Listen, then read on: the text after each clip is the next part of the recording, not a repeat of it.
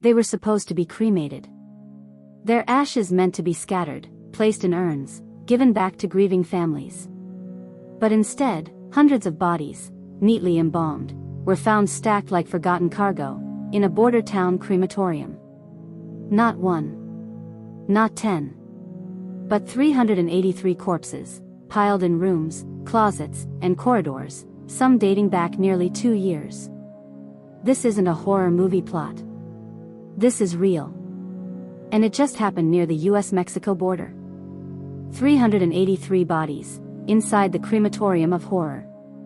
On June 26, 2025, a quiet Thursday morning in Ciudad Juárez, just across from El Paso, Texas, an anonymous phone call was made to local authorities. The caller claimed something unspeakable was happening at a local funeral home, Crematorium San Jose. At first, police didn't know what to expect. A health violation? Maybe mishandled remains? But what they found inside stopped them cold. Room after room.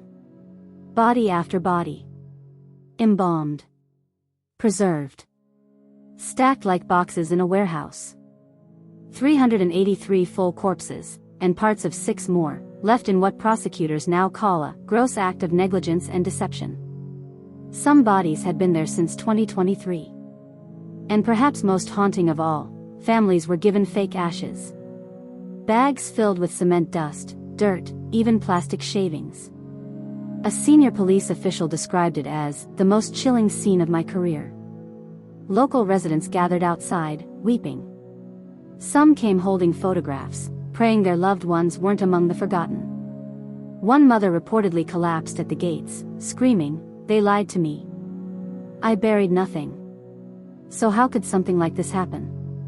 How could hundreds of corpses go uncremated for years, without anyone raising the alarm? The official answer?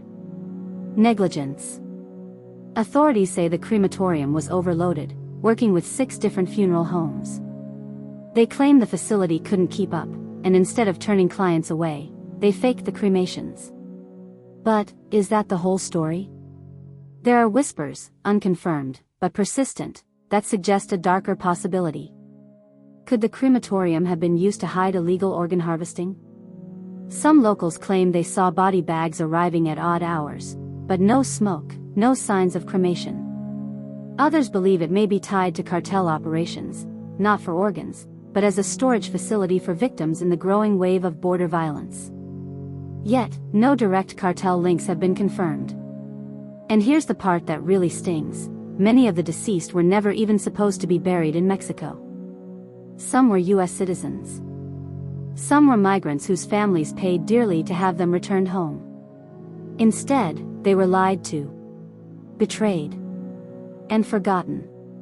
2 people have now been arrested, the owner of Crematorio San Jose, and a staff member who helped process the bodies. The charges? Abuse of corpses. Health code violations. Fraud.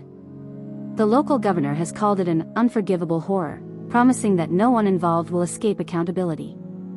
DNA testing is now underway to identify the bodies, and help hundreds of families finally get closure. But for many, justice will never feel enough. At a candlelight vigil held outside the crematorium just 2 nights ago, one man held a single urn. It had his mother's name on it, but now, he doesn't know who's really inside.